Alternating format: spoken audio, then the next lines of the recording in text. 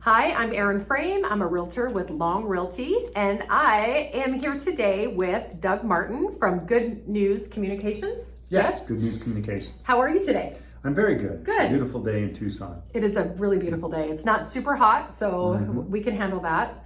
So we've actually been talking for some time. I've been here for... I think we're done with probably. Yeah, exactly. I've been here for an hour. Okay.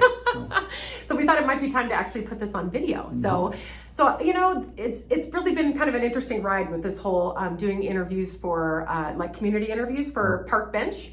And I at one point interviewed John Smalley, who owns Pest Friends, and he has referred me to you. Yes. So I'm very excited about what you do, because being in this day and age, being in real estate and always trying to figure out ways to advertise and grow my business, I was definitely, my curiosity was piqued when he told me that you would be interested in talking to me.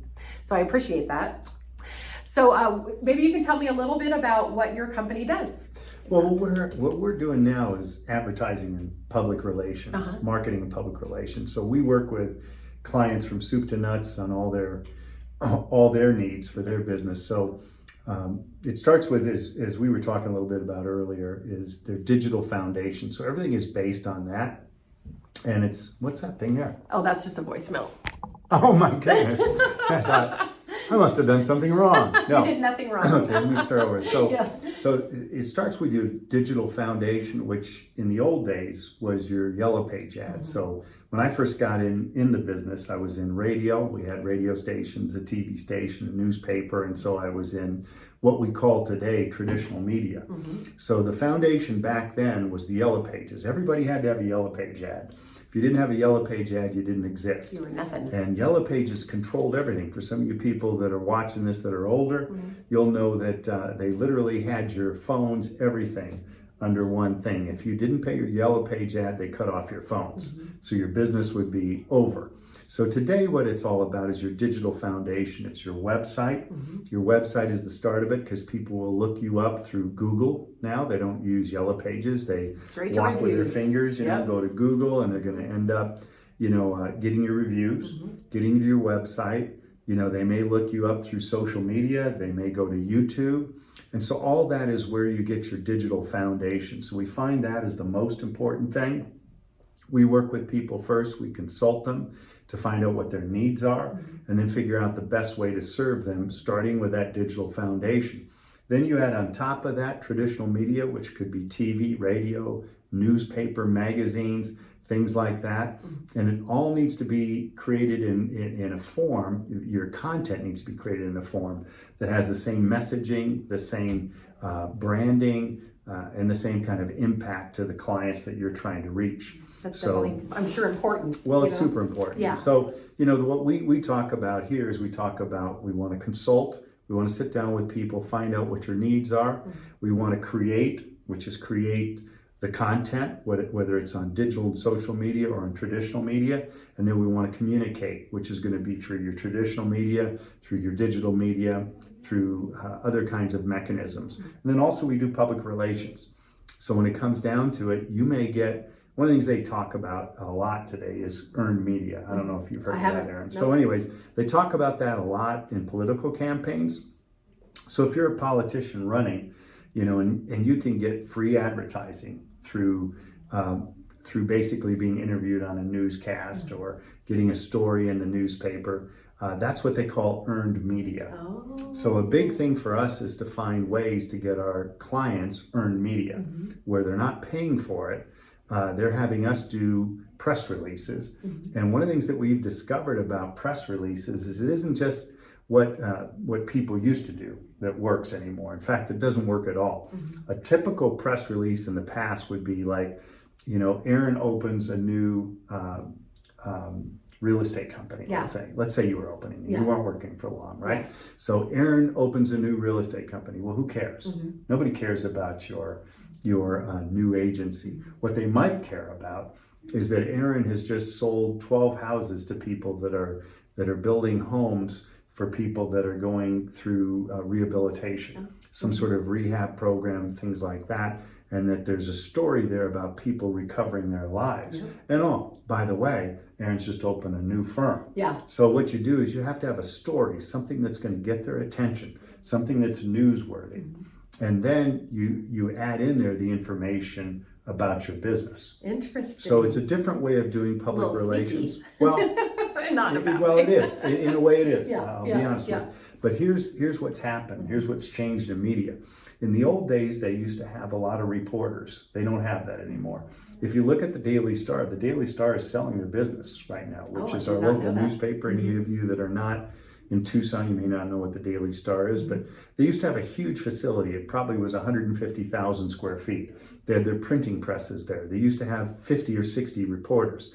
Every reporter had a camera person that went with them. You had editors. You had the publisher there. You had all of the people that did all the distribution, which was the circulation, right? They don't have any of that anymore. So they have maybe 10 reporters now. Wow. You know, and so those reporters no longer have camera people that go with them. They're responsible for doing everything themselves. And this is a huge load on them. So they're looking for stories that are prepackaged, if you will. If we can give them a real story and then they can do the follow-up, you know, and do an interview, they're going to have a winner.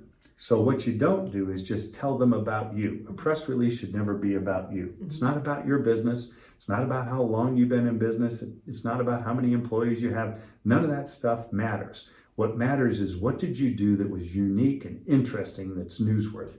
So that's just great. You're getting some great free information. We love that. Well, let's turn that back down. I don't want to give free information. I want people to pay us. You see, I'm not retired yet. But I think it's so important to give people free Yes, it information. is. No, we do that a lot. Yeah. In fact, a lot of what I do, you know, is very much working in the community and working with our clients. And a lot of the stuff that I do with our clients, I don't charge for. Yeah. So our idea is if we can sit down with people and give them, you know, we've been in the market here 38 years. We owned radio stations for 35 years here in the market. We've got a lot of business connections, a lot of people that we know in government and in other sectors in our community. If we can help people with those things, you know, then do their advertising too, you know, it's that little bit of extra stuff. And you're offering more than just a business, you know, Exactly. It's like you're offering, I mean, it really does make a difference how long you've been in town, how many people you know, especially when it comes to advertising and you know, helping people grow their business, I feel. It does here because as you said earlier before the interview, you know, we're a big, small town. But one of the things I like to think about, it's like you're from Seattle or you spent time in Seattle. 35 years. You know Pike Place Market, right? Yeah. So there was a book about that. Some of you may be familiar with it. It was called Fish. It's a really good book. And the book talked about why is this one market doing so much more business than every place else, right? And you've been there, so you've seen it. It's a increase, right? Well, they call it lagniappe, which is a term that comes from like New Orleans. It's basically give a little extra. So what they do at this Pike Place Market. Yep. Okay, what they do is that you go in there, they're throwing fish back and forth to each other. They're singing songs, right? You go and you pay for your fish. They go, we're going to give you a little extra. And they cut off an extra half pound and throw it in your bag, right? Well, you're going to go and tell all of your friends about it. So it's that giving a little extra. And that's what we try to do with our clients. We're not just going to do their advertising and just do what we get paid for. If I can do extra for them, if our team can do extra for them, that's what we're going to do because it'll build their business. And then that's going to help us too, because they're going to always refer people to us. I think referral is just huge. It's the key. It absolutely is the key. And I think with your background too, having you've done the whole gamut, kind of. You've done the radio broadcast, TV broadcast, and now you've been able to kind of switch and adjust to what needs to happen now, you know? So I just think it's great to have that full overview, you know, when it comes to hiring somebody that's going to do this type of business for you. I just think that you would probably offer more than, you know, a lot of people out there that you know, we talked about earlier, coming right out of school and thinking that they know everything. There's so much more to it. Well, I think we would do that now. But what we didn't know is what we didn't know. Yep. Sounds like Because like real estate. Yeah. But we were in the traditional media. We were in radio, and you know, we had it. You know, like I said, a TV station, a newspaper. We understood those things. What we didn't understand was the digital playground, and it really is a playground. And unless you have the right people working for you doing that, you're going to miss out. Because it's a game. It's like a chess match. You got somebody that's very skilled, but they're both playing with the same pieces. Yep. But someone wins because they know how to do things better than the other person, and that's what it is. So what we do, we work with several partners, digital partners that we hire as part of when you hire us. We do your creative, we do the consulting, and then we do the placement of your advertising, but we have digital partners that actually do the digital work for us. And we found that that works really, really well, because if you have somebody in-house, a lot of people will have, business person may have someone in-house. It may be somebody that has some expertise. Maybe they're really good at Facebook, or maybe they play around and they've done a couple of websites or something like that. But they don't really know everything, right? And so they have some skill, some ability, some may be better than others, but you may be missing out because this is not a fair game. The whole digital thing is not like traditional media. Like if you buy an ad in the Daily Star and you pay for a quarter page ad, you're going to get the same quarter page ad as your competitor will get. And then you can put your content in, they can put their content in, and whatever happens, happens. On the digital playground, it's not like that because it's not fair. You may spend $1,000 and not get what your competitor got with his $1,000 or her $1,000. They may get like 10 times more than you do because they've got somebody more skilled than you do running the show. And like you were saying, you have several different people for different types of issues or whatever you want to call it, advertising type issues, I guess. Yeah, we pick and choose, because one of the things that we've also found on the digital side of things is the people that are technical tend to be very good at what they do on the technical side. They're generally not good communicators. They're not really good at sitting down with you and figuring out what you want. They're thinking technical. And so what we are is the go-between between you and them. We know how to communicate with them and know how to communicate with you so that we get the outcome that we want. And that's super important, because great technical people, like we've got one person, I won't say who it is, but extremely good at what he does. But we have to refine what he says to us in emails before we send it to the client, because it wouldn't come out right. I'll just say it that way. That's okay. Okay. That's great though. That's amazing. So but what he says is important. It's just the way he says it would not go well. What does the ideal client look like to you? Well, what we like to work with is typically your small business person that's in a growth phase. If you're at a point where you have one location, you're ready to go to 2 or 3, something like that. If you're at a place where you're going from let's say you're a service industry, you're going from doing $1 million a year and your goal is to do $2 million a year, that would be an ideal client. I'll give you an example. We sat with friends of ours last week that we used to work with in the radio business that own restaurants here in town, several restaurants. So one of the things that we talked about with them, they've got one restaurant that's doing $35,000 a week. They've got another restaurant on another side of town that's doing $80,000 a week. Well, there's a difference. Why is one doing $80,000, the other doing $35,000? Location? Well, no, they both have good locations. What they have not done with that one location that's not doing as well is tapped into the market around them. They did not know how to market to the people within that area, that demographic, that geographical area. So what our goal is to bring that store up to the other stores level, because then they'll be very profitable. So what we try to do is look at where the client's at, seeing where they want to grow. If you don't want to grow, then that's fine. And really, you have a choice. You can be a small business and do very well. And you're better off being a small business than a medium-sized business. Medium-sized businesses get crushed unless they grow. So you've got to either decide, I want to grow and expand and have more locations, if you're a service company, you want to have more trucks out there in the field. If you're a salon, I want to have 10 people working, in the different chairs and not 2.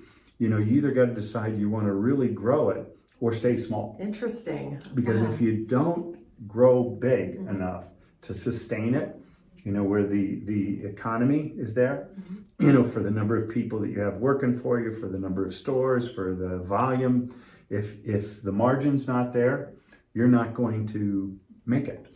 So you're better off staying small, control it. It's like this last year we did, one of our clients was the Pima County Republican Party. So we did all their advertising, which didn't turn out well because we didn't win. Yeah. But I feel like we did a great job at the messaging. It was just hard to overcome the situation here in town where you have a 60-40 Democrat Republican, advantage. But the one thing that we learned, I interviewed one candidate, and I asked him, I go, you were a small business person, weren't you, before? He goes, yeah, I was. I go, well, why were you a small business person? He goes, because I couldn't be a big business person. I go, why? He goes, because I had to control everything. Oh. And that's true. I mean, if you're small and you control everything, you can be profitable. But if you want to grow, you've got to be able to delegate.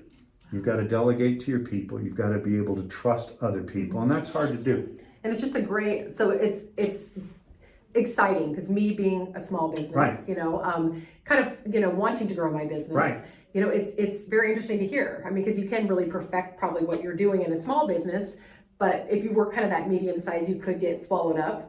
But I love this. Well, think about it from your perspective. Okay, as a realtor, let's look at you. So there's some very successful realtors that work on their own. That's just them. And they're doing a great job and they're doing well financially. But then here's something that I observed when we were in the radio business.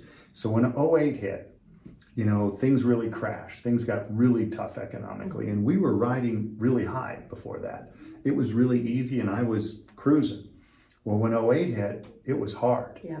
And I thought, we need to make some changes because we've lost. We're down 8% from the year before. Something's happening here. Are we going to hire more salespeople or what are we going to do?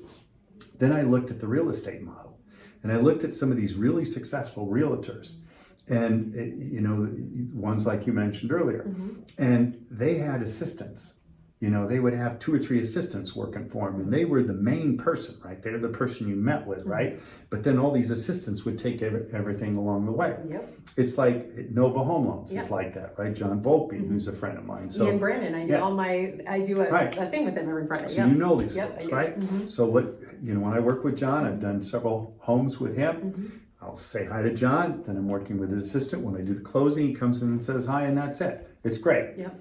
Because he knows what his role is to be the rainmaker and go out there and get things going. But then he has this staff of people that he trusts to do the work. And because of it, his volume can be 10 times what it was. So that's what we did. I kept looking at it and I was like going through salespeople. You hire salespeople, some work out, some don't work out. And then I looked at things and my wife, who was the sales manager, was doing 30% of our volume. We have all these other salespeople, she's doing 30%. I thought, what if I could get her up to 50%? So we hired her an assistant. That had never been done. Nobody I knew in radio or TV had salespeople with an assistant. They always had like a sales assistant for the whole crew, right? We hired an assistant. Her volume doubled. She went 100% higher than what she was doing before. Yes. And our overall went up 60%. So we ended up increasing in our revenue because of her having an assistant that could do all of her work for all of the paperwork, all the stuff that would keep her occupied. It's so funny because Ian Brandon, so I decided to go and do a partnership about 1.5 years ago. Didn't work out, but Ian said to me in the beginning, because we're very good friends, he said, you don't need a partner, you need an assistant. That's exactly what he told me. And I was like, no, you don't know what you're talking about. And now it's a joke now. It's like, so now I have people that are helping me, and it's been, Well, if you want to grow, that's the way it's going to be. Yeah. If you want to stay small, you can do it yourself. I could be a pest control company, let's say, and it's just me. And I'm going around in my truck, I'm setting up my own appointments, and I've got a nice little business, and I'm making a good living. But if I want to expand that, I'm going to need more trucks. I'm going to need somebody back in the office answering the phones or answering the email inquiries or taking care of, the inside stuff, right? So that takes trust. You've got to be able to trust other people. That also takes money. You've got to capitalize it, right? You got to invest in it. So some people don't want to do that, and that's fine. But if you want to grow your business, then you're going to have to take steps, and we can help you with that. We can consult you to make you successful so that you can grow your business and become, take that profitability way up from where it is now. It's so great to have somebody that can help with that, because me going, what do I do? I have no idea what I do, and it's just so wonderful to know that you have the experience, the background, the tools, everything that needs to, you know, be in place to help somebody grow their business. So I appreciate you being on here with my little park bench video Absolutely. today. Really do. So, so is there anything else you want to add? Well, actually, would love it really quick. Like if somebody did want to reach out to you, what would they do? Well, they go to our website, goodnewscommunications.com. Okay. And of course, you can call me, 520-247-8351. I'll talk to you. But the only other thing I would add is that what excites us about this, frankly, you know, when we got out of radio, my board wanted me to retire. They wanted me to go play golf or whatever, but I'm not a golfer. I'm not really into that, you know. So I like to mountain bike, but you know, you can only do that so long. And as you get older, you know, what are you going to do? So when we decided to do this, I thought, you know, it would be really neat to see the next generation be brought up. So we brought our daughter in, and she's phenomenal. She's like a combination of me and my wife, where I'm more the business side of things. My wife is really more the sales and marketing side of things. She has both sides, and she's very creative. That's great. So she's able to, you know, she does a lot of our content creation. And then we hired a gal that I've known since she was 10, you know, and she does our graphic design. She's very visual. So I'm not very visual. And, you know, I'm colorblind, and our daughter is colorblind. So the combination of having somebody that can see, which is good if you're doing marketing. That is true. But also hear and understand and create. So we've got the next generation in our basically in our business, That's which amazing. excites me. Yeah. You know, I like seeing young people, you know, be raised up. I like to be able to mentor them. That's something that gives me a lot of pleasure as an older person, being able to mentor younger people and then see their talents and abilities. Because as you and I were talking about earlier, some people are my age, right? And I'm 66 years old. So some people my age, really technical things is not their cup of tea. You know, it's something we may do, but we really don't like to do. We kind of long for the old days and things like that. You know, if you don't have young people around you, you won't have that breath of new energy, ideas, and the technical things. I mean, there's oftentimes I'm sitting here with my grandkid, and I'll say something about my phone's not doing this, or they go, oh, let me look at it, figure it out. So anyways, you also got to have that next generation in your business, and that excites me. It excites me to see our next generation, because our daughter will be taking over for us when we're done, and Micah, who's working with us, and whoever else we bring in over time.